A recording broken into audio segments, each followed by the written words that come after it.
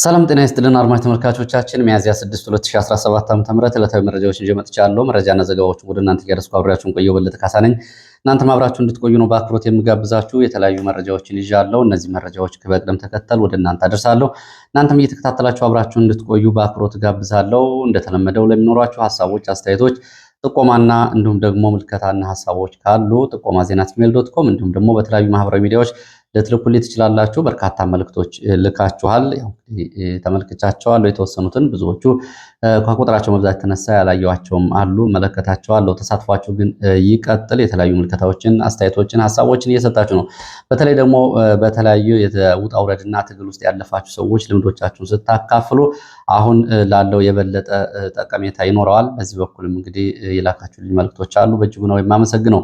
እንግዲህ በአጠቃላይ ባለው ሁኔታን በተመለከተና የፋኖን የእርስ በርስ ሽኩቻ፣ የእርስ በርስ ግድያና የእርስ በርስ ጦርነት በተመለከተ ጉዳዩ ምን ይሆናል፣ ማንስ ያተርፋል የሚለውን በተመለከተ አንድ የኢህአፓ አባል በአውሮፓ ውስጥ የምኖር ነኝ በሚል ረዘም ያለ ጽሑፍ አድርሰውኛል። በአጭሩ ግን ወደ እናንተ አደርሰዋለሁ አስተያየቱን። ፋኖች ልብ ግዙ፣ ከእኛ ትምህርት ውሰዱ፣ ቁጭ ብሎ መነጋገርን፣ እርስ በርስ የሚደረግ ግድያን አቁሙ። ብቸኛው አትራፊ በዚህ መሃል በእኛ ላይ ደርግ እንደሆነ ሁሉ በእናንተ መካከልም የህሉና ትግሉ ዋና አትራፊና ዋና ግንባሩ ነው የሚወጣው ብልጽግና ነው። ገና ዳቦና ሽሉ ባለየበት ስልጣን እንዴት ሰው በዚህ ልክ ይገዳደላል? መኢሶንና ደርግ በመሃል ያልተገመተ ትብብር ፈጥረው የኢህአፓና የመኢሶን ሽኩቻ ነው እሱን መጠቀሚያ ያደረገው። እስር ቤት እስከገባሁበት ድረስ 1971 ድረስ ይላሉ እንግዲህ አስተያየት ሰጪው። ኢህአፓና መኢሶን እርስ በርስ መበላላት ለደርግ ምቹ ሁኔታ ፈጠረለት። በአይኔ ያየሁትን የተሳተፍኩበትን አሳፋሪ ታሪክ ለትውልድ እንዲሆን በመጽሐፍ መልክ አዘጋጃለሁ። በሻቢያ ጀባህን አጥፍቶ ነው አውራ የሆነው፣ ህወሓት ሌሎቹን አጥፍቶ ነው አውራ የሆነው የሚለው አሁን የማይሰራ ነው። 60 ዓመት ያለፈው ነው። በተለይ ከፋኖ አንጻር ይሄ የሚሰራ ጉዳይ አይደለም። ይህንን ልታስቡበት ይገባል። በዚህ በኩል እንግዲህ በግራም ቁመው በለው በቀኝም ቁመው ያዘው የሚሉ ሚዲያዎችም ግለሰቦችም ካሉ እንደኛ ጊዜ አልፎ ሲያዩት ለሞራል ተጠያቂነትና ለህሊና ወቀሳና ለዘላለም ቁዘማ ውስጥ ይገባሉ። ስለዚህ ብዙዎቻችሁ ይህንን ባለማድረግ ከኛ ትምህርት ውሰዱ የሚል ረዘም ያለ ጽሑፍ አድርሰውኛል። አመሰግናለሁ። የጋራ ጥላት ያሉት በሁለቱ መቃብር ላይ ዘላለማዊ ስልጣኑን ደርግ እንዴት እንዳደላደለ በርካታ ማሳያዎችን 1969 እስከ 71 አጭር ማስታወሻ ልከውልኛል። አመሰግናለሁ። እንግዲህ በመጽሐፍ መልክ ሲወጣ የምናየው ይሆናል። እንግዲህ የተሸነፈና ተስፋ የቆረጠ ትውልድ ተፈጥሮ አማራው አንገቱን እንዳይደፋ ጥንቃቄ አድርጉ ብለዋል በመልእክታቸው መጨረሻ። እጅጉን የማመሰግነው። ሌላው አንድ የመከላከያ አባል ነኝ የሚል ያደረሰውን ምስክርነት ነው። የሕክምና ስታፍ ነኝ። ቀጥታ ወደ ውጊያ ቀጠና ገብቼ አላውቅም። ከውጊያ ቀጠና ቆስለው የሚመለሱ ወታደሮች ስለ ከፍ ያለው ደሴ ጀግንነት በተደጋጋሚ ሲያወሩ ሰምቻለሁ። እንደውም አንድ ቀን የዙ አዛዥ ይህንን ጀግንነቱን ለሀገር እንዲያውለው ቢጠቀምበት ብሎ ሲናገር ሰምቻለሁ። እኔና ጓደኛዬም አማሮች ስለሆን በአማራ ትግል እኮ እየተጠቀምበት ነው ብለን ዘወር ብለን ነገሩን አየነው ይላል። በዚህ ልክ ቁጭት እንዳደረባቸው እንደዚሁ ገልጸዋል። ከሕክምና ስታፍ እስከ እዙ ድረስ ስለ ከፍ ያለው ግድያ ሲነጋገሩ እፎይታ እንደተሰማቸው ሲያወሩ ሰምቻለሁ ሲልን አድርሰዋል። ትዝብቱን ነው። ሌላው ዛሬ የተሰራጨው የድምፅ ቅጃ አለ። እሱን በተመለከተ የድርድር ሀሳብን በተመለከተ የቅድመ አመቻች ጉዳይ የተለቀቀ የስልክ ጉዳይ አለ። ይህንን በተመለከተ የሚመለከታቸውን የአማራ ህዝባዊ ፋኖ ድርጅት ከፍተኛ መሪዎችን በሚዲያ በጉዳዩ ላይ ዝርዝር ማብራሪያ እንዲሰጡበት ለማድረግ በዚህ በኩል እንግዲህ ይህንን ከሰማው በኋላ ስልኮች እንደዋውያለው ቀጠሮ ሰጥተዋል። ምላሽ የሚሰጡበት ይሆናል። ድርድር ያዋጣል ወይስ አያዋጣም? ድርድር በዚህ አሁን ባለው ሁኔታ የህዝብ ጥያቄዎችን ያስመልሳል አያስመልስም የሚለውን እንደ ድርጅት ያለ አቋም ከሆነ የሚያውቁትም የማያውቁትም ከሆነ በጉዳዩ ላይ ምላሽ የሚሰጡ መሆኑን የነገሩኝ አሉ። እንግዲህ በመሃል ደግሞ አንድ ለሞራልም የሚሆንና ሁኔታውን የተረዳ ጽሁፍ ሞአ ከሚል የቴሌግራም ገጽ ላይ ያገኘሁትን ላጋራችሁ። ቀመረ ፋሽስታዊ ፍረጃ ጅራፍና የአማራ ትግል ተቃራኒ ሆኖ ቀጥሏል። በሳልሳዊ ብአዴንነት ላለመከሰስ እንዲሁም ደግሞ በእስክንድር ጀሌነት ላለመፈረጅ ራሱን እያሸሸ ያለው የአማራ ንጥር ታጋይ አርምሞን የመረጠው ስመ ልሂቅ እና ፈሪ በፋኖ ትግል ተስፋ የቆረጠው ሁሉ የውር ድንብር ግብሩና መጨረሻው ለፋሽስታዊ አገዛዝ አጋዥ አቅም ሆኖ መውጣት ነው። ሳልሳዊ ብአዴንና የእስክንድር ጀሌ የሚሉት የጎራ መፈራረጅ አውድ በጥንቃቄ አስልቶ የቀመረው አንበልብሎ ወደ ቦምብነት ደረጃ ያሳደገው አገዛዙ ነው። አንድ ወጥ አማራዊ ድርጅት ከመምጣቱ በፊት የማይታረቁ ሊጠፋፉ የሚፈልጉ አንጃዎች በትግሉ መካከል ማዋለድ አስፈላጊ መሆኑን ያመነበት ፋሽስቱ የአማራ ጠላት በሁለቱም በኩል ረብጣ ተከፋይ ደህንነቶችን በፋኖ መካከል፣ ዲያስፖራና አክቲቪስቶች መካከል አስርጎ በማስገባት እቅዱን በጥበብ እያሳካ ነው።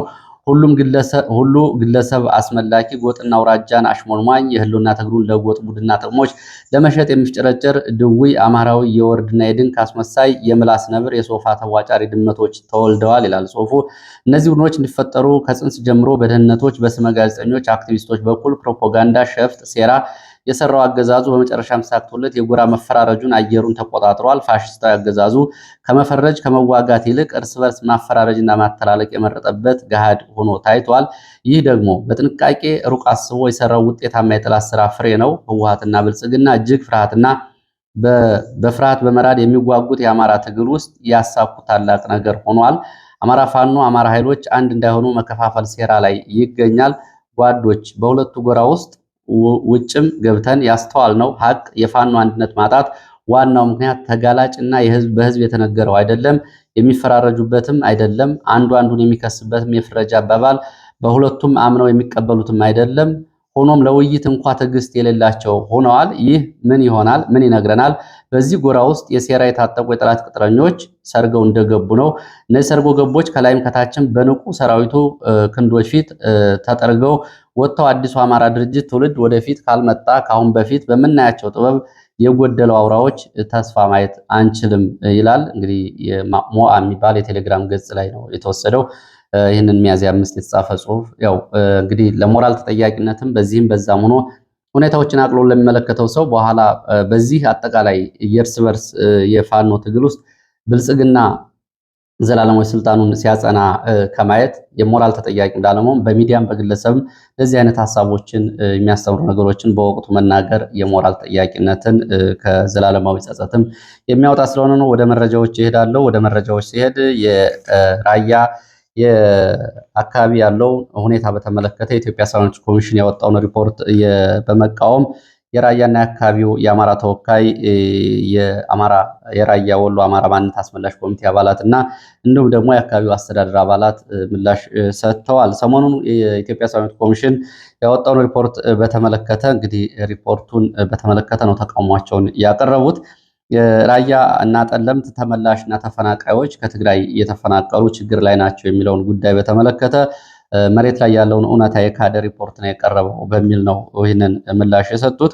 ኮሚሽኑ ሪፖርት ያቀረበው ተፈናቃዮች የሚጠብቃቸው ኃይል ያስፈልጋቸዋል፣ ተመላሽ ተፈናቃዮች ከፍተኛ ስጋት ውስጥ ነው ያሉት፣ ተፈናቃዮች ተመልሰው እየተፈናቀሉ ነው የሚል ሪፖርት ማቅረቡን ተከትሎ ኮሚሽኑ ከራያ አባቶች የቀረበለትን ባለ 9 ገጽ በራያና በአካባቢው የህወሓት ታጣቂዎች በነገራችን ላይ ትላንትና ሚያዝያ 5 አራተኛ ዙር ወረራ አድርገው አለማጣ ከተማን ከያዙ 1 ዓመት ሞላቸው። ከዛ ጊዜ ጀምሮ በአካባቢው እንግዲህ በተባበሩት መንግስታት ድርጅት ሪፖርት መሰረት ከ50 ሺህ በላይ ሰዎች ተፈናቅለው ከአለማጣ ከተማ ወደ ቆቦ ሄደዋል። ብዙዎቹ ይመለሱ ባሉበት ሁኔታም እርዳታ ከማቅረብ አንጻርም ያለው ችግር ይታወቃል። ከዚህ አንጻር የራያ አባቶች ያቀረቡት ባለ 9 ገጽ ሪፖርት አካባቢው በህወሓት ታጣቂዎች የደረሰበት ያለው ሁኔታ በተመለከተ አንድም ኮሚሽኑ ያካተተው ሪፖርት የለም፣ ባላይ ያልፎታል። የተፈናቀለው የራያ ህዝብ ነው ይላሉ። ለኢትዮ ፎከስ ምላሽ ሰጡ የራያ ወሎ አማራ ማንነት አስመላሽ ኮሚቴ አባላት የተፈናቀለው የራያ አለማጣ ህዝብ ነው። በሚገርም ሁኔታ ከተማው ውስጥ የተፈናቀለ ህዝብ አለ ነው የሚሉት። ለምሳሌ 05 እና 04 አካባቢ የነበረው ነባሩ ህዝብ የህወሓት ታጣቂዎች አርሚ 25፣ አርሚ 24፣ አርሚ 43 በአካባቢው መጥተው መስፈራቸውን ተከትሎ ጠዋት ማታ መንቀሳቀስ ስለማይችል የከተማውን ቀበሌ 05 እና 04ን ለቆ 01፣ 07፣ 03 ተብሎ ወደሚጠሩት ቀበሌዎች ከተማ ውስጥም ህዝብ ተፈናቅሏል። ይህንን ያደረጉት የህወሓት ታጣቂዎች ናቸው። ታጥቀው የገቡ ተፈናቃዮች አይደሉም። ህወሓትም ወደዚህ ያመጣው ተፈናቃዮችን አይደለም። 05 እና 04 የህወሓት ታጣቂዎች ካምፕ ነው ብሏል። የሰብአዊ መብት ኮሚሽን የተዛባ የፖለቲካ ይዘት ያለው መግለጫ ነው ያወጣው። በዚህ ጉዳይ ላይ የራያ ወሎ አማራ ማንነት አስመላሽ ኮሚቴ ይፋዊ ጋዜጣዊ መግለጫ እንደሚሰጥ እንደዚሁ ጥቆማ ሰጥቷል። ሰብአዊ መብት ኮሚሽኑ ይህንን ሪፖርት ያወጣው ይላሉ ፖለቲካዊ ውግንናን ይዞ ሰሞኑን መቀሌ ውስጥ የነበረን ስብሰባ ምክንያት በማድረግ መቀሌ የታጣቂዎችን ትጥቅ መፍታትና የመልሶ መቋቋም ተሃድሶ ፕሮግራም ዲዲአር የሚባለውን የፕሪቶሪያውን ሰላም ስምምነት ላለማስፈጸም ያቀረበው ቅድመ ሁኔታ ነው ህወሓት። ስለዚህ ይህንን እንደ ሪፖርት አድርጎ ማቅረብ በራያ ህዝብ ላይ እንደዚሁ እንግዲህ በራያ ህዝብ የማንነት ጥያቄ ላይ የመቀለድ ነው። ይሄ በተደጋጋሚ ያቀረብነው ጉዳይ ነው ብለዋል። እንግዲህ ምላሽና መግለጫ ሲሰጡ እሱም ዝርዝር የሚቀርብ ይሆናል። ሌላው ወደ ወልቃይት የሚወስደን ነው። ወልቃይት ሙሉ በሙሉ የስልክ የኢንተርኔት አገልግሎት ተቋርጧል። በተለይ ከፊል ምዕራብ ጎንደርንም እየጨመረ ነው የተቋረጠው። በወልቃይት ሰቲት ሁመራ ዞን በዘጠኙም ወረዳና ከተማ አስተዳደሮች ሙሉ በሙሉ የኢንተርኔትና የስልክ አገልግሎት ከተቋረጠ ዛሬ ሶስተኛ ቀኑን ይዟል። ምክንያቱ ምን እንደሆነ አልታወቀም። በአካባቢው ከፍተኛ ስጋት ነው ያለው። ኢንተርኔት ከተቋረጠ፣ ስልክ ከተቋረጠ ምን ሊሆን ይችላል የሚለው እስካሁን ባለው መረጃ ግን የዞኑ አስተዳደር አባላት በተለያዩ አካባቢዎች ላሉ ሰዎች እንግዲህ በላኩት መልእክት የተለየ ነገር የለም ነው የተባለው። ለማረጋገጥም የተቻለው እሱን ነው። ግን የስልክ አገልግሎት ሙሉ በሙሉ ተቋርጧል። ሌላው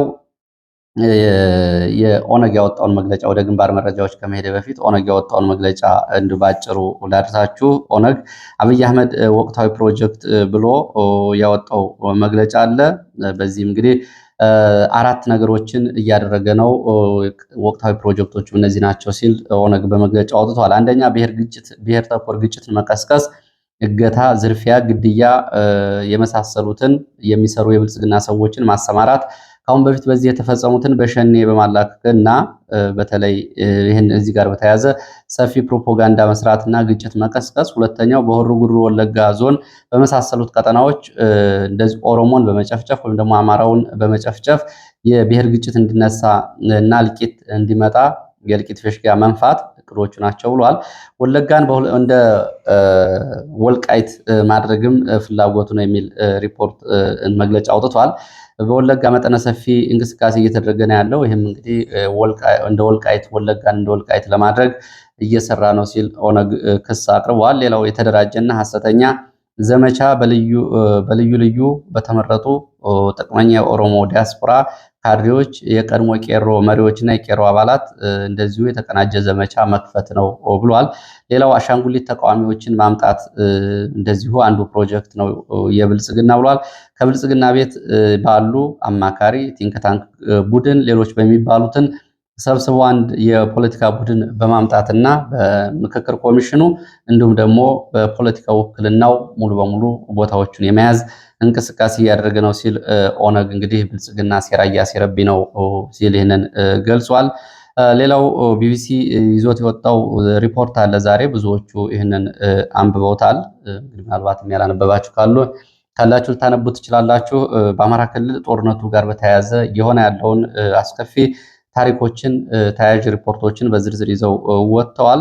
በቢቢሲ ባወጣው ሪፖርት መሰረት ባለፉት 6 ወራት ብቻ በትንሹ 148 እናቶች በጦርነት ምክንያት ሆስፒታል ሳይደርሱ በወሊድ ምክንያት ህይወታቸው አልፏል። 70 በላይ ሰዎች በወባ በሽታ መታከም መዳን እየቻሉ ህይወታቸው አልፏል። 4.2 ሚሊዮን ተማሪዎች ከትምህርት ገበታ ውጭ ይገኛሉ። ይህ የሚፈጥረው እንግዲህ አጠቃላይ ማህበራዊ ኢኮኖሚያዊ ቀውስ በቀላሉ የሚታይ አይደለም። ስነልቦናዊ ቀውሱም በቀላሉ የሚታይ አይደለም። ነዋሪዎችን በማናገር ነው እንግዲህ ቢቢሲ ይህን ሪፖርት ያዘጋጀው። በላሊበላ እና በተለያዩ ከተሞች ነዋሪዎችን አነጋግረዋል። በላሊበላ ከቱሪዝም ዘርፍ ጋር የነበረውን አጠቃላይ ሁኔታና አሁን ያለበትን ደረጃ በተመለከተ ሪፖርቱ በዝርዝር አካቷል።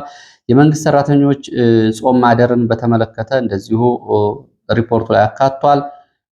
የከተማ ነዋሪዎች ያሉበትን አጠቃላይ ሁኔታ፣ የሸቀጦች ዋጋ ከእጥፍ በላይ መጨመር፣ ከፍተኛ የሆነ የሸቀጦች እንቅስቃሴ ከቦታ ቦታ አለመኖር በተለያዩ ከተሞች ያናገራቸው ቢቢሲ ነጋዴዎችንም ተጠቃሚዎችንም በተመለከተ እንግዲህ ያለውን አጠቃላይ አስከፊ ችግር ስዕላዊ መግለጫ በሚሰጥ መንገድ ሪፖርት አዘጋጅቷል።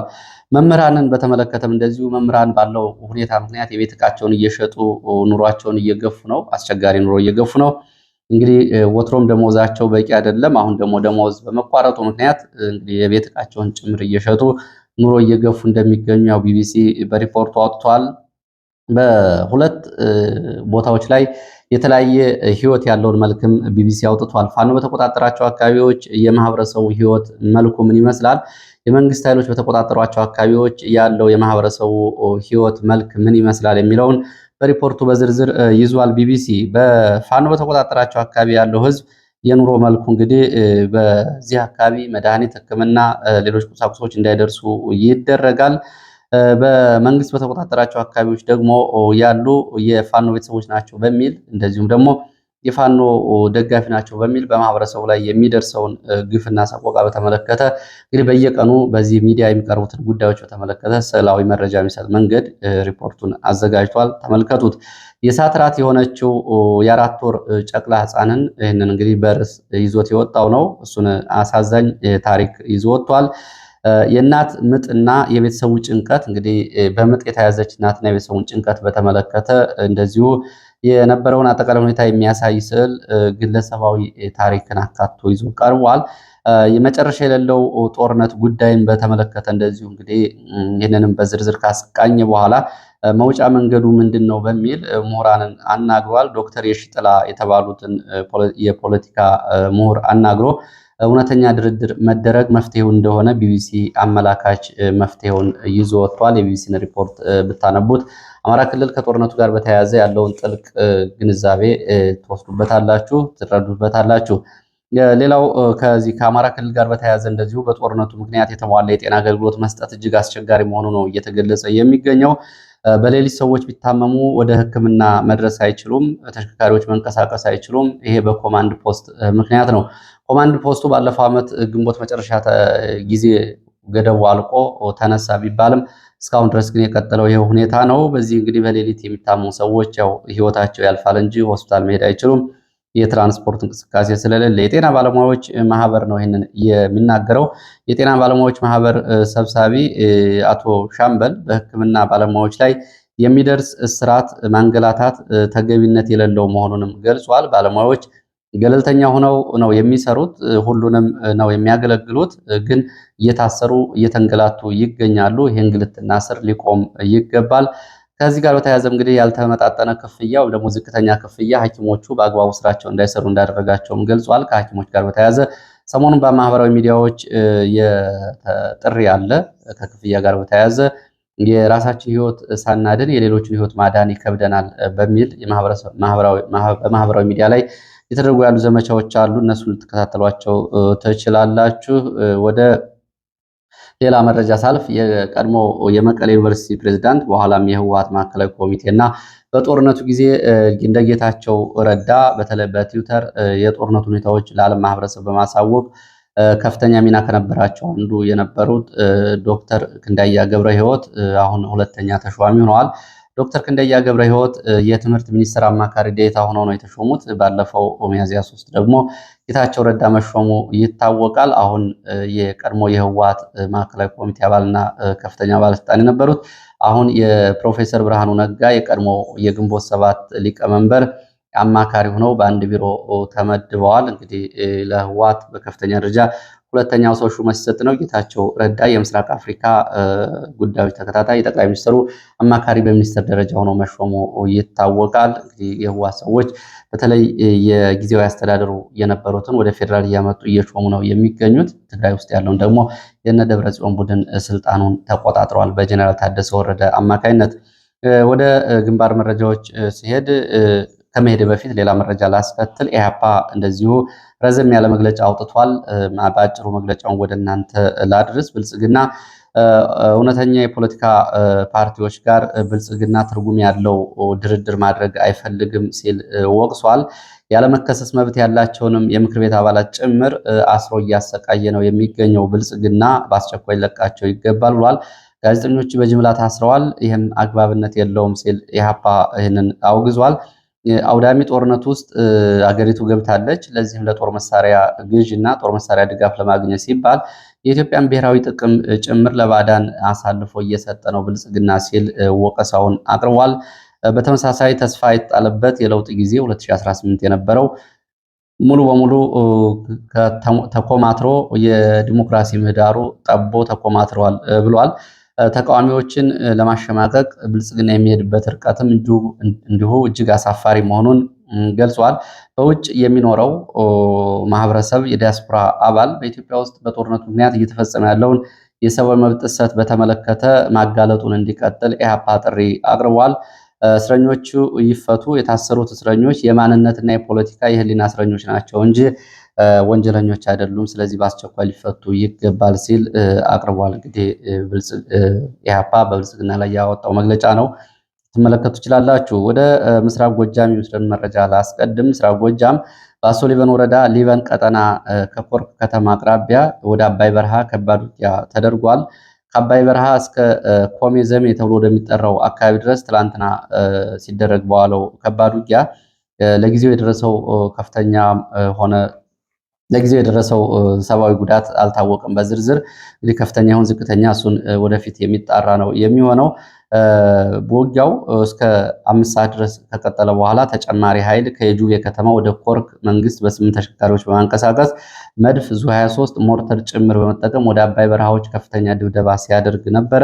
እንግዲህ በመንግስት ኃይልም ሆነ በፋኖ ላይ የደረሰው ጉዳት አልታወቀም። በንጹሃን ላይም እንደዚሁ በከባድ መሳሪያዎች ድብደባ የደረሰው ጉዳት እየተጣራ ነው ተብሏል። ዝርዝር መረጃዎች ሲወጡ ወደ እናንተ የማድረሳችሁ ይሆናል። ወደ ሸዋ ስንሄድ ሸዋ ምንጃር በ4 ቀናት ውስጥ 12 በላይ የመንግስት የመከላከያ አባላት እየነበሩ ከስምሪት ቀጠናቸው በመውጣት ወደ ፋኖ ስለመቀላቀላቸው የመረጃ ምንጮቹ ገልጸዋል። ሚያዚያ 3 ሚያዚያ 5 ድረስ ከሚያዚያ 3 ከሚያዚያ 5 ድረስ ባሉት ቀናት የነፍስ ወከፍ መሳሪያዎችና ትጥቆችን የያዙ አባላት ናቸው ፋኖን እየተቀላቀሉ ተብሏል። በተመሳሳይ አቸፈር ዝህብስ ተብሎ የሚጠራ ቦታ ወደ ዲላሞ እንቅስቃሴ ላይ የነበሩ የመንግስት ወታደሮች አንድ ኦፕሬተርን ጨምሮ 5 አባላት ወደ ፋኖ ተቀላቅለዋል። የሬዲዮ ኦፕሬተር ጭምር ማለት ነው። በዚህ ምክንያት እንግዲህ ከዲላሞ ወደ ዝህብስት ከዝህብስት ወደ ዲላሞ ያለው አጠቃላይ የወታደራዊ እንቅስቃሴም የህዝብ እንቅስቃሴም ቆሟል። በአካባቢው ውጥረት እንዳለ ነው የመረጃ ምንጮች የሚገልጹት። ሌላው ትናንትና ብርቱ ውጊያ ከተደረገባቸው አካባቢዎች አንዱ ምስራቅ ጎጃም ድጓ ጽዮን አካባቢ ነው። በዚህ በከተማው ከባድ ውጊያ ነው የተደረገው። በውጊያው ከፍተኛ ሰብአዊ፣ ቁሳዊ፣ ወታደራዊ ጉዳት ደርሷል። እንደ አካባቢው ነዋሪዎች እና የዓይን እማኞች ገለጻ በዚህ ከተማ በ4 አቅጣጫዎች ነው ውጊያ የተደረገው ይላሉ የመረጃ ምንጮቹ። በደብረ ዘይት፣ የጨመቆ ቴክኒክና ሙያ እንዲሁም ደግሞ ሚካኤል ተብሎ በሚጠሩት በ4 ግንባሮች ነው ከባድ ውጊያ ሲደረግ የዋለው። በዚህ ውጊያ በተለይ በመንግስት ኃይሎች ላይ ከፍተኛ ሰብአዊ፣ ቁሳዊ ጉዳት ደርሷል። በአንድ ግንባር ደብረ ዘይት ተብሎ በሚጠራው ግንባር ብቻ በርካታ የመንግስት ኃይሎች ናቸው ሙትና ቁስለኛ የሆኑት። በትንሹ 50 የሚሆኑ የመንግስት ወታደሮች፣ አድማ ብተና፣ የሚሊሻ፣ የፖሊስ አባላት ሙትና ቁስለኛ ሲሆኑ ከ49 በላይ የነፍስ ወከፍ መሳሪያዎች እንዲሁም ደግሞ 2 ብሬንና 1 ስናይፐርን ጨምሮ አንድ የቃታ መሳሪያ በፋኖ እጅ ገብቷል ተብሏል። በተመሳሳይ በሁለተኛው ግንባር ጨመቆና ቴክኒክ አቅጣጫ ባሉት በሁለቱ አቅጣጫዎች እንደዚሁ ከፍተኛ ሰብአዊ፣ ቁሳዊ ጉዳት ደርሷል። 3 ኢንስፔክተር ማዕረግ ያለውን የፖሊስ አዛዥ ጨምሮ 3 የፖሊስ አባላት ስለመያዛቸው ከ30 በላይ የሚሆኑ ደግሞ ሙትና ቁስለኛ ስለመሆናቸው በአጠቃላይ በዚህ ከተማ በነበረው ውጊያ በ4 ቦታዎች በነበረው ውጊያ ከፍተኛ ጉዳት ደርሷል። ከ96 በላይ መንግስት ወታደሮች ሞት ሲሆኑ ከነዚህ ውስጥ እንግዲህ ሻለቃ አመራርና አጃቢዎቹ ይገኙበታል ተብሏል። በተመሳሳይ በፋኖ በኩል የደረሰው ጉዳት አልታወቀም። በንጹሃን ላይም እንደዚሁ የደረሰው ጉዳት እስካሁን እየተጣራ ነው ተብሏል። በዚህ እንግዲህ 4 የፋኖ ብርጌዶች ሁለተኛ ክፍለ ጦር የፋኖ ብርጌዶች እንደተሳተፉበት ደጋዳሞት፣ መብረቁ፣ መዝገቡ ዋለ እንዲሁም ደግሞ ጮቄ ብርጌድና ዮሐንስ አለማየሁ ብርጌዶች እንደተሳተፉበት ነው መረጃዎቹ የሚያሳዩት። ከፍተኛ ሰብአዊ፣ ቁሳዊ ጉዳት ነው የደረሰው ተብሏል። እንግዲህ ድጓ ጽዮን አካባቢ እየሆነው ነው። ሰሞኑን ከባድ ውጊያ ያስደረግበት የነበረው የቋራ ቀጠና ምን ይመስላል የሚል ሐሳብ ካላችሁ እንግዲህ የሚከተለው መረጃ ይዣለሁ። በቋራ ቀጠና እስከ ጃዊ ድረስ ያለው ውጊያ እስከ ትላንት ድረስ እንደቀጠለ ነው። ትላንትና ከሰዓት በኋላ በተለይ በቋራ አካባቢ ያለው ውጊያ ቆሟል። ጃዊ አካባቢ የነበረው ግን እስከ አመሻሹ ድረስ ቀጥሏል ነው የሚሉት የመረጃ ምንጮቹ። በዚህ ግንባር እንግዲህ ሰፊ ኮሪደር በሸፈነው ውጊያ ለበርካታ ቀናት በቀጠለው ውጊያ ከፍተኛ ሰብአዊ፣ ቁሳዊ ጉዳቶች ደርሰዋል። 2 የገጠር መንደሮች ከተሞች ሊባሉ የሚችሉ እነሱ ሙሉ በሙሉ በእሳት ወድመዋል። ይህን ያደረጉት ደግሞ ፋኖ እነዚህ ከተሞች የመጣ ምግብ ይበላል፣ ምግብ ይሸጡለታል በሚል ነጋዴዎችን በመግደል ከተማውን በማውደም የመንግስት ኃይሎች ናቸው ይህን ያደረጉት ተብሏል። ጃዊ ማቡልክ ወደ ደረቅ ወንዝ ሰዋታም፣ ከሰዋታም እስከ አቢሆኝ እንዲሁም ደግሞ ድንግራና ፍልውሃ ብሔራዊ ድረስ ትናንትና ከሰዓት በኋላ ውጊያ ሲደረግ ውሏል። ጫሪያ እንዲሁም ደግሞ ሙቅላ ተብሎ የሚጠሩት አካባቢዎች ከፍተኛ ጉዳት ያደረሱ ውጊያዎች ተደርገዋል። ከነዚህ አካባቢዎች እንግዲህ የደረሱ ወታደራዊ ጉዳቶች በዝርዝር አልታወቁም። ሆኖም ግን ላሉ የመረጃ ምንጮቹ በሄሊኮፕተር ጭምር ቁስለኞች ሲነሱ ነበረ። ምናልባት ከፍተኛ ወታደራዊ አዛዦች ጉዳት ሳይደርስባቸው አይቀርም። በተደጋጋሚ በሄሊኮፕተር አስክሬኖች፣ ቁስለኞች የሚነሱ ከሆነ ከፍተኛ ወታደራዊ አዛዦች ጉዳት ሲደርስባቸው ነው። ከዛ ቀደም ብሎም በሄሊኮፕተር በእርግጥ ቋራ አካባቢ በተለይ በሙር ተብሎ የሚጠራው አካባቢ ኮማንዶዎችንም ጭምር ሲያራግፉ ስንቅ ሲያቀርቡ ነበረ ብለዋል። በቋራ በኩል በሙር ተብሎ የሚጠራው አካባቢ የነበረው የመንግስት ኃይል ከተማዋን ለቆ ወጥቷል። ዛሬ ቋራ አካባቢ ያለው ሁኔታ ተኩስ ቆሟል ነው እየተባለው። ለሰዓት ያስኳቸው አጫጭር መረጃዎች እነዚህ እንደሚመስሉት፣ በሌላ ተመሳሳይ መርሃ ግብር በዝርዝር እስከምንገናኝ ድረስ ስለነበረን ቆይታ በእጅጉ አመሰግናለሁ። ላይክ፣ ሸር፣ ሰብስክራይብ እያደረጋችሁ የተከታተላችሁ ስለሆነ በእጅጉ አመሰግናለሁ። መልካም ጊዜ